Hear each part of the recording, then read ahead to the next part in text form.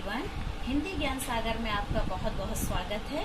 आज की वीडियो में मैं जिस टॉपिक को लेकर आई हूँ उस टॉपिक का नाम है अलंकार। इसमें मैं बताऊंगी आपको अलंकार किसे कहते हैं, अलंकार का हिंदी में क्या प्रयोग है, अलंकार क्या कार्य करते हैं, इस प्रकार उनकी परिभाषाएं उदाहरण सहित मैं आज आपको समझाऊंगी। सबसे पहले बात करते हैं हम आज के टॉपिक की अलंकार। अलंकार का क्या अर्थ होता है, अलंकार किसे कहते हैं? अलंकार की परिभाषा, अलंकार का अर्थ होता है आभूषण। जिस प्रकार कोई स्त्री आभूषण को पहनकर अपने सुंदरता को बढ़ाती है, यानी गहने जेवर जिस प्रकार स्त्री की खूबसूरती को बढ़ाते हैं, उसकी खूबसूरती में चार चांद लगाते हैं, उसी प्रकार जो अलंकार हैं वो काव्य की शोभा बढ़ाने वाले शब्दों को कहते हैं, उनके तत्वों को कहते हैं। तो जो कविता की सुंदरता बढ़ाने वाले जो सहायक तत्व होते हैं उनको हम अलंकार कहते हैं। तो इस प्रकार इसकी परिभाषा हुई कि अलंकार का अर्थ होता है आभूषण, काव्य की शोभा बढ़ाने वाले शब्दों को अलंकार कहते हैं। अलंकार के भेद, अलंकार के कितने भेद होते हैं उसके बारे में समझाने का प्रयास करती हूँ। काव्य में कहीं शब्द के कारण चमत्कार उत्पन्न होता है, वहाँ शब्द अलंकार होते हैं। इसके विपरीत जहाँ अर्थ के कारण काव्य में आकर्षण आता है, वहाँ अर्थालंकार होते हैं। तो आपके अलंकार के कितने भेद हुए? अलंकार के दो भेद हुए, पहला शब्द अलंकार, दूसरा अर्थालंकार।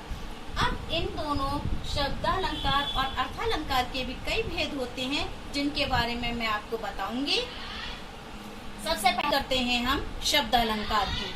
तो इस प्रकार अलंकार के दो भेद, शब्द अलंकार और अर्थालंकार। अब हम बात करते हैं शब्द अलंकार के भेदों की। शब्द अलंकार के कौन कौन से भेद होते हैं? तो शब्द अलंकार के कई भेद होते हैं। सबसे पहला है इसमें अनुप्रास अलंकार, दूसरा है आपका यमक अलंकार, तीसरा है आपका श्लेष अलंकार, फोर्थ है आपका पुनरुक्ति प्रकाश, फिफ्थ है आपका वीप्सा, सिक्स है आपका वक्रोक्ति और सेवेंथ है आपका पुनरुक्ति वदाभास।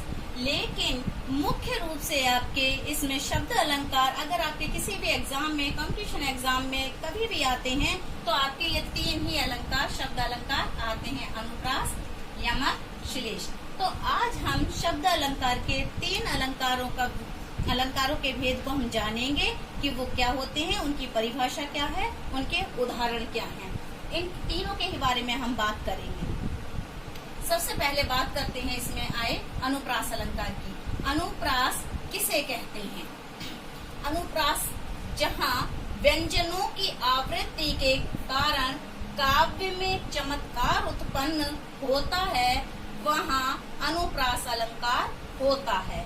उदाहरणतया जैसे पहला इसका उदाहरण है तरनी, तनुजा, तट, तमाल, तरुवर, बहु, छाई। यहाँ पर तावर्ण की आवृत्ति बार बार हो रही है, इसलिए यहाँ पर अनुप्रास अलंकार है। दूसरा है आपका उदाहरण रघुपति, राघव, राजा, राम। यहाँ पर रावर्ण की आवृत्ति बार बार हो रही है, इसलिए यहाँ पर आपका अनुप्रास अलंकार है।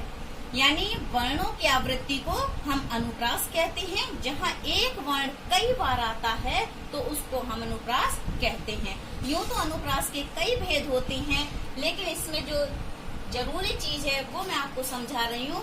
बाद में विस्तार से सिर्फ एक वीडियो में अनुप्रास अलंकार का लेकर आऊंगी, उसमें इसके अनुप्रास अलंकार के 6 भेद होते हैं, वो भी आपको समझाऊंगी। अब यहाँ पर शब्द अलंकार कैसे होते हैं थोड़ा समझने का प्रयास कीजिए। जैसे यहाँ तरनी लिखा हुआ है, तरनी अर्थात सूर्य, तनुजा अर्थात उसकी पुत्री, तट किनारा, तमाल तमाल वृक्ष का नाम है, तरुवर वृक्ष। अगर हम यहाँ पर तरनी के बजाय सूर्य लिखें, तनुजा के बजाय अगर हम यमुना लिखें या पुत्री लिखें और तट की जगह किनारा लिखें तो इन शब्दों का, इस पंक्ति का अर्थ ही बिल्कुल बदल जाएगा। यानी जो इसकी खूबसूरती जो इन अक्षरों से है, जो एक जैसे अक्षरों से, वो खूबसूरती इसकी जाती रहेगी। तो यहाँ पर जो इसमें जो चमत्कार दिखाया जा रहा है वो शब्दों के ही कारण है। शब्दों के कारण इसमें चमत्कार आया है, इस पंक्ति में, इस कविता में, इसलिए ये अनुप्रास अलंकार है। इसी प्रकार आपका ये रघुपति राघव राजा राम है। ठीक है, अब मैं आपके लिए दूसरा अलंकार यमक के बारे में बताती हूँ, यमक अलंकार की परिभाषा। अभी आपने जाना शब्द अलंकार के पहले भेद अनुप्रास अलंकार के बारे में, उसकी परिभाषा और उदाहरण। अब मैं आपको शब्द अलंकार का दूसरा अलंकार बताती हूँ, यमक अलंकार। यमक अलंकार किसे कहते हैं? यमक शब्द का अर्थ है युग्म या जोड़ा, अर्थात जहाँ पर कोई शब्द जोड़े से आए लेकिन उसके अर्थ अलग अलग हो तो वहाँ पर यमक अलंकार होता है। जैसे उदाहरण के लिए, कनक कनकते 100 गुनी, मादकता अधिकाए, या खाए बौराए नर, पा पाए बौराए। इसका मतलब हुआ यहाँ पर जो ये जोड़े से शब्द आया है, कनक कनक, एक कनक का अर्थ है सोना और दूसरे कनक का अर्थ है धतूरा। इसका अर्थ ये हुआ कि इसमें कहा गया है कि दोनों ही चीजें ऐसी हैं कि अगर एक सोना भी किसी को मिल जाता है, किसी मनुष्य को, तो वो अधिक धन पाकर भी पागल हो जाता है, और यदि वो धतूरा को खा ले तो भी वो पागल हो जाता है। इस प्रकार यहाँ दोनों ही कनक शब्दों का अर्थ अलग अलग है, तो यहाँ पर ये यमक अलंकार हुआ। इसके अभी मैं 2 और 3 उदाहरण और देकर अभी आपको बताती हूँ। आपने यमक अलंकार का एक उदाहरण देखा, कनक कनकते 100 गुनी वाला। अब मैं आपको दूसरे उदाहरण के माध्यम से बताऊंगी। 3 बेर, दूसरा उदाहरण है इसका, 3 बेर खाती थी वो, 3 बेर खाती है। इसमें जो 3 बेर एक शब्द और एक शब्द जो 3 बेर आया है, इसका पहले 3 बेर का अर्थ है 3 बार और दूसरे का अर्थ है फल, यानी बेर 3 फल। यानी किसी समय उसकी स्थिति ऐसी थी बहुत अच्छी कि वो 3 टाइम खाया करती थी, और आज उसकी स्थिति ये है कि एक फल को 3 बार खाकर वो अपना गुजारा कर रही है, 3 बेर खाकर। तीसरा उदाहरण है इसका, ऊंचे घोर मंदिर के अंदर रहने वाली, ऊंचे घोर मंदिर के अंदर रहती है। यहाँ पर जो ये मंदिर शब्द आया है, इसमें पहले मंदिर का अर्थ है महल, दूसरे मंदिर का अर्थ है गुफा। इसमें सीता के बारे में बताया गया है, जो कि उन्हें वनवास मिला है, वो वनवास में है, तो उसके लिए कवि ने प्रयुक्त किया है कि ऊंचे घोर मंदिर के अंदर रहने वाली, यानी कभी किसी समय ऊंचे महलों की रहने वाली आज गहरी अंधेरी गुफाओं में अपने जीवन व्यतीत कर रही हैं। तो यहाँ पर एक मंदिर का अर्थ है महल और दूसरे मंदिर का अर्थ है गुफा। इसी प्रकार एक कबीर दास का भी दोहा है,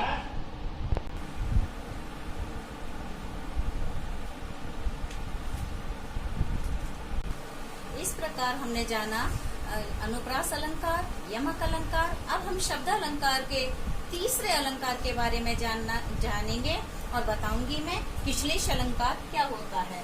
शब्द अलंकार का तीसरा अलंकार है आपका श्लेष अलंकार। श्लेष किसे कहते हैं? श्लेष का अर्थ होता है श्लिष्ट, अर्थात चिपका हुआ। जहाँ एक शब्द के एक से अधिक अर्थ निकले वहाँ श्लेष अलंकार होता है। यानी श्लेष का अर्थ होता है श्लिष्ट, चिपका हुआ। एक शब्द के इसमें कई प्रकार के कई अर्थ निकलते हैं, उसे हम श्लेष कहते हैं। उदाहरण के माध्यम से हम जानेंगे। इसका पहला उदाहरण है, रहीमन पानी राखिए, बिन पानी सब सून, पानी गए न उबरे, मोती मानुष चून। यहाँ जो ये पानी शब्द है, जो मैंने अंडरलाइन किया है, ये जो पानी शब्द है, इसके इनके लिए 3 अर्थ निकल रहे हैं। एक शब्द के 3 अर्थ निकल रहे हैं। किस प्रकार? जैसे यहाँ मैंने पानी लिखा है, पहला मोती के लिए आया है चमक के लिए, मनुष्य के लिए आया है आत्मसम्मान के लिए, और चून यानी आटा के लिए आया है पानी अर्थात जल के लिए। कहने का अर्थ ये है कि पानी, जो कहते हैं ना कि मोती पर कि पानी, मोतियों की माला पर पानी फिरवा लो, यानी उसकी चमक वापस आ जाएगी। मनुष्य के लिए कहते हैं क्या तुम्हारी तो आंखों का पानी ही मर गया है, यानी तुम्हारी आत्मसम्मान ही खत्म हो गया है। इसी प्रकार चून आटा के लिए पानी शब्द जल यूज हुआ है। दूसरा उदाहरण है आपका, चरण धरत शंका करत, नींद न भावे शोर, सुबरन को खोजत फिरत, कभी व्याभिचारी चोर।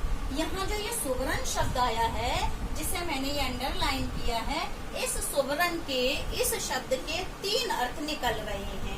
यानी इस शब्द के 3 अर्थ चिपके हुए हैं। वो कौन कौन से हैं, जानने का प्रयास करते हैं। यहाँ मैंने लिखा है सुवर्ण शब्द। जो कवि है, कवि क्या खोजता है, कवि क्या खोज करेगा, कवि करेगा सुंदर अक्षरों की, सुंदर वर्ण की खोज। तो वो अपनी कविता के लिए, अपने काव्य के लिए सुंदर वर्ण की खोज करेगा। दूसरा आया है आपके लिए व्याभिचारी के लिए। व्याभिचारी जो गंदे दिमाग के लोग हैं, वो किसके लिए देखते हैं, जैसे स्त्रियों को देखना, तो वो किसको देखेगा, सुंदर वर्ण यानी सुंदर स्त्री को देखना। तीसरा आया है चोर के लिए।